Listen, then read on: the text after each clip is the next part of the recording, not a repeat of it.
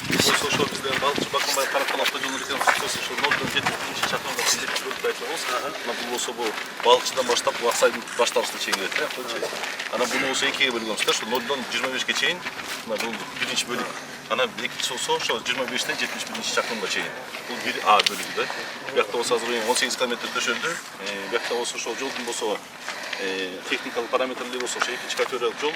Ошо жолдун тилкелери болсо 4 немеден турат, 3,5 метрден ар бирөөнү турат, ошо 7-14 метр да биякта. Ошондой эле тиги каржылоо була болсо республикалык бюджеттен каржыланат. Биздин болсо ошо заказчиги болсо ошо Кыргыз Республикасынын транспорт жана коммуникация министрлигинин ошо жол чарба департаменти. Курулуш убактысы ошо 36 айга чейин деп. Курулуш иш башталганы август айында 2022-жылдан башталган. Ошо немеси биринчи бөлүгү болсо 0.25 немеси декабрдын 23-жылына чейин деп пландап жатабыз. Биз ушуга чейин бүтүрөбүз. Биринчи А бөлүгү болсо декабрь 2024-жы. Жана жоопкерчилик мөөнөтү 36 ай. 71 чакырым. Экинчи бөлүгү болсо бул Арекстрой компаниясы. Балыкчы Бакынбаев Каракал автожол реконструкциясы экинчи бөлүгү Аксай Барыткон ошо 71 чакырымдан 141 чакырымга чейин. Ана башталганы болсо Аксай айылынан башталып туруп ошо Барсконго чейин бияктан. Бияк болсо ошондой эле тиги параметрлери болсо экинчи категорияда жолдун ошо тилкелери 4 бөлүктөн турат. Жол тилкелери болсо 3,5 метрден бияктан. Ошондой эле баардык бул жердин немеси болгун осевой нагрузкасы 11,5ден салмагына каралганбыз да. Бунуку деле ошол 21-жылы декабрь айында башталды.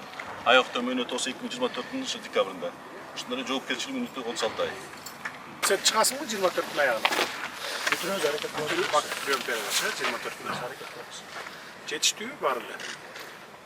Алган акчаларды жолго салып атасыңарбы, башка жака жумшабай дейбиз. Алган акчаларды ошол жолго жумшап атабыз. Баары.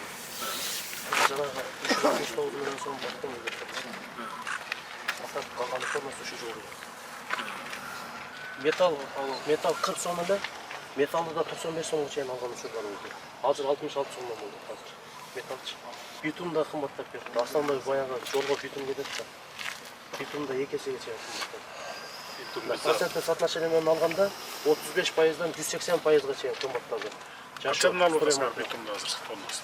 Битумдар азыр ушул күндө заводдогу баасы $400 керек болду. Безендебиз. Кампайтпа. Вообще Жок, 209. Жок, 209 менен мына алып келип атпайбы? А сен сразу эле айтып атасың 2 эсе кымбат. Кандай кылып ата? Чө? Ортодо ал сен бул баягы мурдакы коррупционный метод менен алып аткан бааны айтып атпайсың. Шакы эле 200ду кошуп туруп. Былтыр 209дан алып атабызбы заводдон прямой? Туурабы? Ошондо заводдун өз баасы 209. Анан жолдобой балыкчы. Эndi 400 деп сразу эле. 280ге чейин барат да. Бул просто сен былтыр жол бересиң. Мен былтыр айттым. мындай болгон да. Былтыркысында биз баа берип атканда 27 сом болчу баа.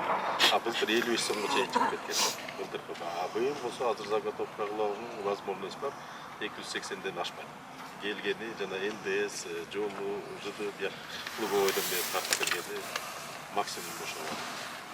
Ал баягы ширинасы чоңоюп кеткен боюнча карагыламы? Хорошо. Эсептеп чыгып мага алып келесиң. Хорошо.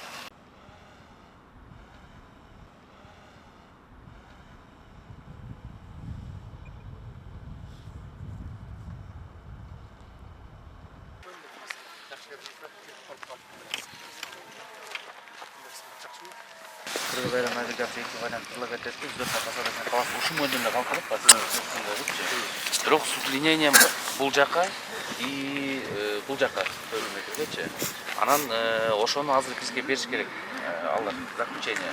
Ошондой заход можно или нет? Бирок ошондо бир эле заход болуп калат. Как действующий оттуда был самолет. Ошондой эле болот. Бирөө ошондон учат, кайра конуп, бияктан кайра ошол жака учат. Бирок ошол варианттын эки носу болуп атат да. Бирөөсү отуздук взлётно-посадочный полосы могул жагында 400 метр болуп атат биздечи. Өзү по идее ошондой взлётно-посадочный полосы 3,5 болгондо бизде 900 метр болуш керек экен. Это бир моменти, экинчи моменти бул жакта по курсу тоо турат. Экинчи вариант предлагать эттик ал институтка. Нар жагына смещение, кичине ту сторону тигил тарабына. Ошол жагына кылдык. Анда болсо получается институт заключение берет. Либо тияктан да кону берсе болот, бияктан да кону берсе деген вариант бар. Бул жерде жанагы баягы жолду баягы айтпадыңыз коем бойлору. Ушул жол ары карай жолголоттун үлүш жери ошол менен мамаңдын жанына чейин барып калат деп. Анан жолдон могу баксактар жол жабылат. Тиякта бир сушилка бар экен, ошону жарымы өткөндө гана ары карай айылды көйгөй ошондой болуп калат да. Баягы боюн конот деген. Ошондо жалпысынан канча болуп калып атат? 3,5. Жок, 3,5.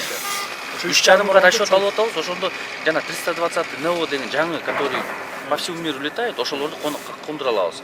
И жанагы 737, 800 деген Боинг бар. Ошону тоже можем принимать. Ооба, 220 человек вместимостью.